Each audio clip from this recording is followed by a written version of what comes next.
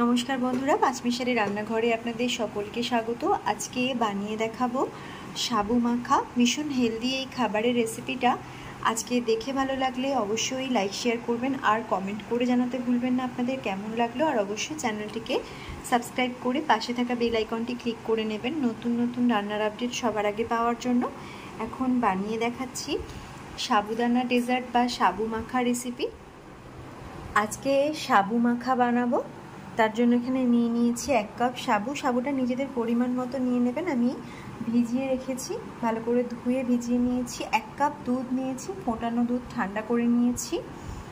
আর নিয়েছি কিছু ফল, ফলের মধ্যে নিয়েছি আম। সব ফলগুলোই টুকরো টুকরো করে নিয়েছি, একদম ছোট ছোট করে নিয়েছি। নাশপাতি, কলার টুকরো, শসা, পেয়ারা আর শাকালু। আর নিয়েছি চিনি, 2 চামচ চিনি নিয়েছি, 2 টেবিল চামচ। একটু নারকেল কুড়ো নিয়ে নিয়েছি আর একটা সন্দেশ নিয়েছি নরম পাকের।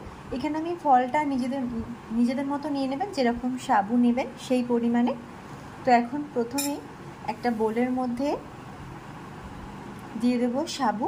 আগে থেকে ধুয়ে ভিজিয়ে রেখেছিলাম।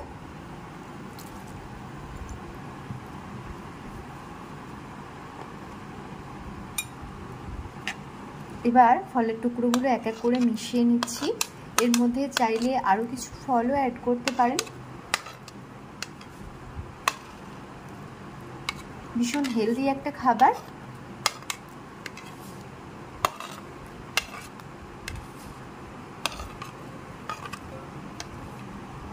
এবার একটু ভালো করে মিশিয়ে নেব। এবার এর মধ্যে দিয়ে দেব চিনি। আবার একবার নেড়েচেড়ে মিশিয়ে নিচ্ছি। এখন এর মধ্যে দিয়ে দিচ্ছি দুধ।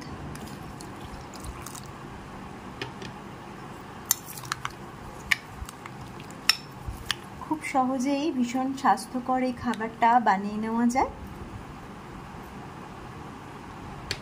মিশিয়ে নেওয়ার পর ওপর থেকে দিয়ে দেব নারকেল কুড়ো আর সন্দেশটাকে ভেঙে মিশিয়ে নিতে হবে। এখন সাবুদানার ডেজার্ট একদম রেডি।